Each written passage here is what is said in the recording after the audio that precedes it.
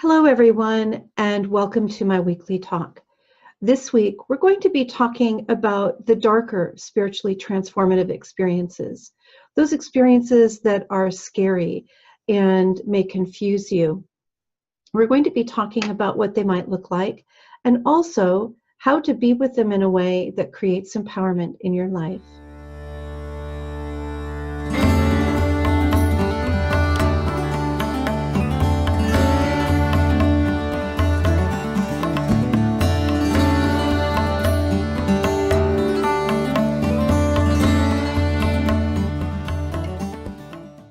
Before I get into the types of dark experiences today, I want to talk to you about what they might be for.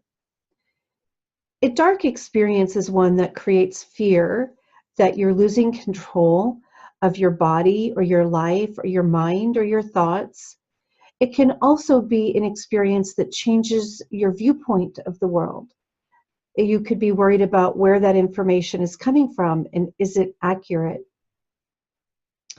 And in these dark experiences, there's many different reasons for them. And part of the reason could be potentially a developmental need that is arising within your psyche, that there's something that it's time for you to develop and empower yourself with. And it could be anything from fear of relationships to fear of making decisions, any type of fear at all. There could also be some repressed trauma and unresolved trauma that is starting to arise that the dark STE has brought to the surface for you. In any case, it is quite often that there are developmental tasks that we are faced with. You know, development doesn't stop in early adulthood. We have developmental tasks to move through and to master our entire life. And just getting older doesn't prevent that from happening. And so often when people have dark experiences, it's very easy to get caught up in the content of the experience and miss the context of the experience and miss perhaps what that experience is for them.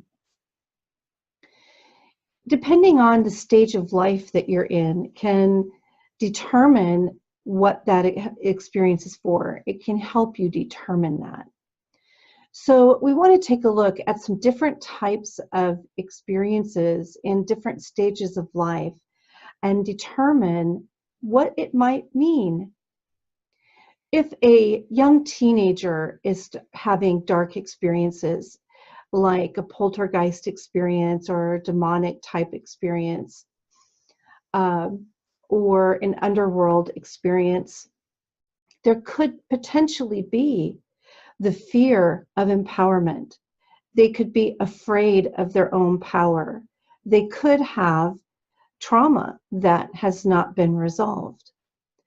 To be able to face authority when you know that authority is wrong and making poor decisions, then it could be very scary if you're programmed to honor your mother and father and honor your elders, but see that the emperor is wearing no clothes and something's wrong here, and it'd be easy to be terrified to a place of disempowerment. So that's just one example of what it could potentially mean in childhood or in those teenage years if they have a dark experience. It's really important to not dismiss these types of experiences in children and teenagers as having had a bad dream or a good imagination. It's really important to question what they might be afraid of and what that might mean for them and what they would like to do about it. If they had permission to do anything they wanted to, what would they do? And then have an adult help them process that and help them walk through making empowering decisions in their life. Now, let's say we are in our early 20s and our mid-20s, and these things start to happen. You know, this is the time of our life where we're really working on individuating. Well, actually, individuation comes a lot earlier, but where we get to practice our individuation, where we have society's permission to practice our individuality. And that can take many different forms. But if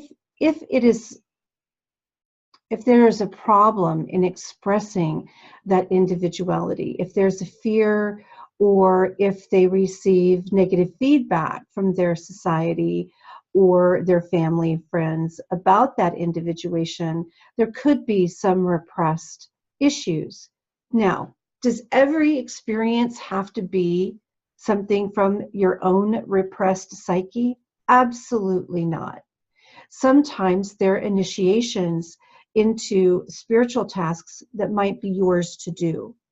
So if you're a healer, or you're meant to be a shaman and help people process their own dark experiences, you might have some initiatory dark experiences to learn how to master. So these developmental tasks, these darker developmental tasks, frequently offer us the opportunity to master the world around us, what we see and what we don't see. And in the case of dark-filled STEs in relationship to the underworld, it is very common that we have now been given an open doorway to become aware of what is unseen and to learn how to master it and to not be moved by it. So this requires the psychological and maturing developmental task of knowing what is true for you and knowing what is right for you and not deviating from that. There are a lot of options and distractions, and when we're in the process of individuating into our truth, we're going to be presented with many different options and distractions, which can be very difficult to say no to.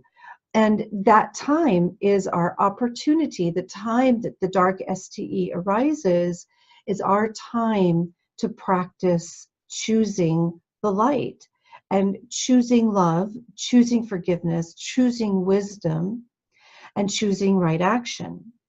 And we also learn what is real to be concerned about and to avoid. And we learn what is not real and what is an illusion and what is just simply attempting to be an illusory distraction from our path that would make our path longer and more arduous of a journey. Oh yes, one more thing about the early 20s and mid-20s. This is also the time that we're supposed to be putting the things of childhood away. And if you've been somebody who had light-filled STEs early in life, where you experienced a lot of magic and mystical and light-filled experiences, those dark-filled experiences may come in, and disappointments may come in early adulthood to help us make that transition from our youth to adulthood, to be present with the daily developmental tasks of just being alive and being human. When a dark-filled STE happens in midlife, it may be very possible that there is repressed trauma. Now again, not all dark-filled STEs are related to trauma. However, it is something important to look at. It is helpful to look at, just because those developmental tasks of midlife, that mid-time in our life, is to take stock of our life and to decide what we are happy and fulfilled with and what is still left to be done and what we still want to accomplish in life. And if we have blocked trauma, if we are disempowered in midlife, then our latter years are certainly not going to be happy and full and productive years. We'll continue to carry through that suppressed and repressed trauma and disappointment through the rest of our life. So it's a very important time to pay attention to the dreams and the experiences that arise. and make sure that there is no trauma that's asking for attention.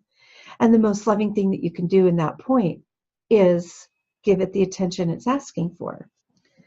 And then traditionally, in most traditional cultures, the developmental tasks of our later years is, of course, our spiritual and self-actualization, is to spend time in spiritual pursuits or higher pursuits of the mind and prepare for the transition from the physical to the non-physical. However, with more and more people in the United States and really all around the world being more interested in self-actualization and enlightenment much earlier in life, we see some of those developmental tasks of the elderly years meeting us in our mid-years, and sometimes even in the 20s and 30s. So it's not uncommon to see these types of dark STEs that deal with the type of transition and giving up and surrendering of the material life, or using your material goods for the benefit of others without caring anymore about material life. That traditionally happened in the old age. Now, it's not happening just in old age. It's happening and hitting many people in midlife. And so when we are dealing with those types of spiritual dark times where we think we have to give up money and we have to give up material possessions and we can't work anymore because this is what's up for us to do now, it can be a very dark time. It can be a very troubling and scary time. And we go through a lot of anxiety, wondering how we're going to complete the developmental task of self-actualization, surrendering our life and everything in it to God, and still be able to keep up our responsibilities in the world. It can be a very troubling time. During this time, it's going to be really important to find a mentor, a guide, a spiritual teacher that can help you walk through what the soul is really asking for and how to integrate that into your daily life, how to make space and determine what is important. What is important from your life prior to the darker night of the soul, usually, which is what happens, is that dark night of the soul. And what happened, I'm sorry, what is important about your life that you don't want to see harmed or damaged because of this new desire to surrender your life to God and make that transition from living fully in the world to being self-actualized and not caring about the world. There is a balance in that does occur and can occur with a really good spiritual teacher that understands that process. Okay, let's talk about what are dark STEs or dark-filled STEs. Well, it could seem pretty self-explanatory. They're scary and dark, but they manifest in many different ways. And I thought it would be good to read a list of them to you to help you give an idea of the variety of different types of experiences that may occur. Dr. David Hawkins was someone I considered a teacher, and at one of his lectures, somebody asked him, Doc, are demons real, or are they just, a figment of our imagination? And he said, well, they're real, but we just don't talk about them because it, scares people, turns people away from the spiritual path. So we don't talk about them. And when you talk to any very integrated spiritual teacher or a spiritual aspirant, they say the same thing. It's like, don't deal with it if you don't have to. And others will tell you, you don't want to invite them in, but you also need to know how to protect yourself.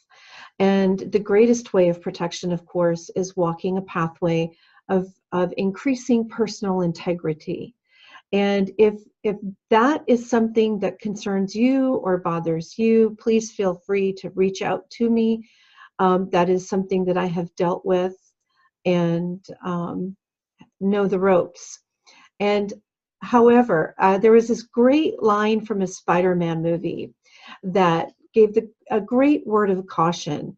And I'm going to share this with people who might be shamans or beginning shamans and moving out into their work in the underworld.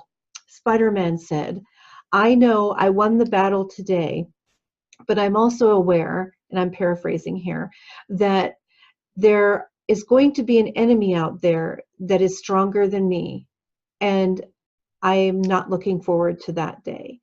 And so when we're talking about the underworld, and the demonic realm, satanic and demonic realms, it is a really dangerous thing to get involved with just out of curiosity.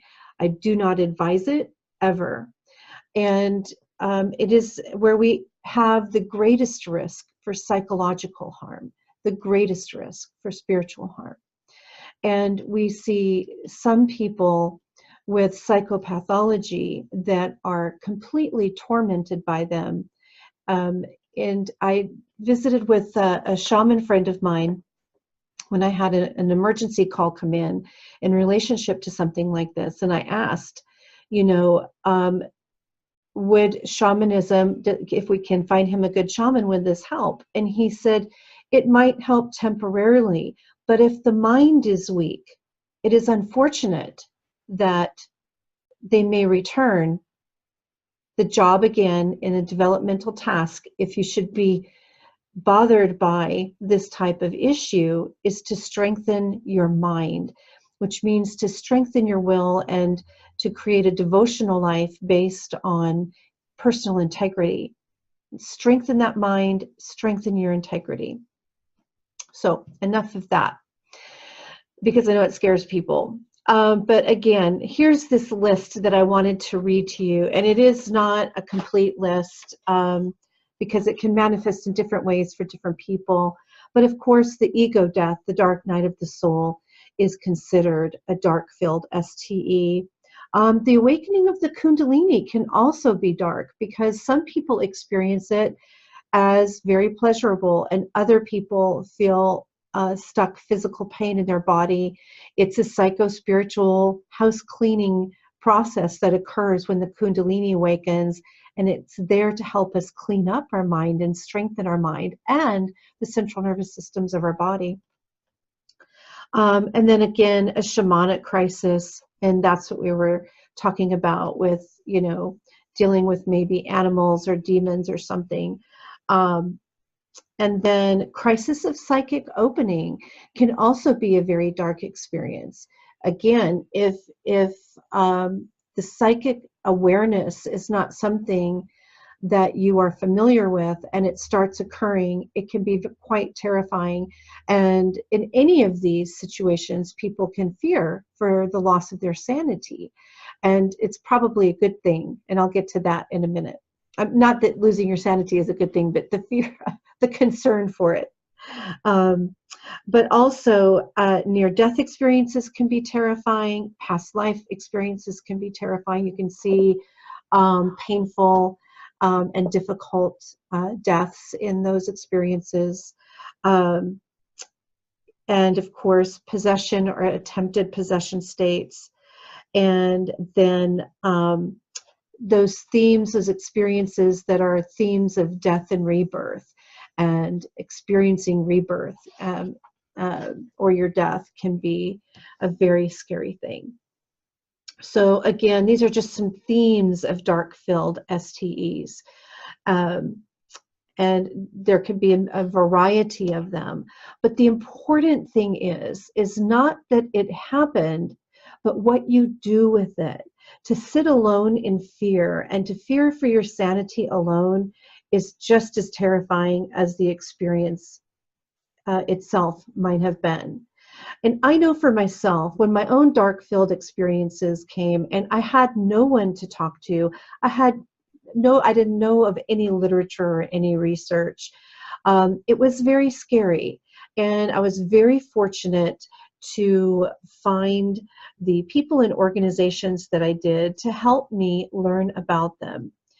If you are a mental health professional watching this video, I strongly encourage you to get a hold of Dr. Janice Holden at the University of North Texas. She teaches a course on differential diagnosis between spiritual emergency and spiritual experiences. And while there are a lot of people on the fence about this, who believe that there is no psychopathology, that all experiences can be spiritually transformative if treated properly, there are other people who believe there may also be psychopathology and a genuine maturation of the psychospiritual developmental process occurring at the same time. And sometimes there is no psychopathology. And in many cases of people that I've worked, there's been no psychopathology, only developmental tasks that have come up into conscious attention. All right, beautiful people, I hope this wasn't too challenging for you, but again, it's something that I've been asked to speak about. And if you have any questions at all, please feel free to send me an email at elizabethj.sabet, that's S-A-B-E-T, @gmail.com. All right, beautiful people, have a great week. Bye-bye.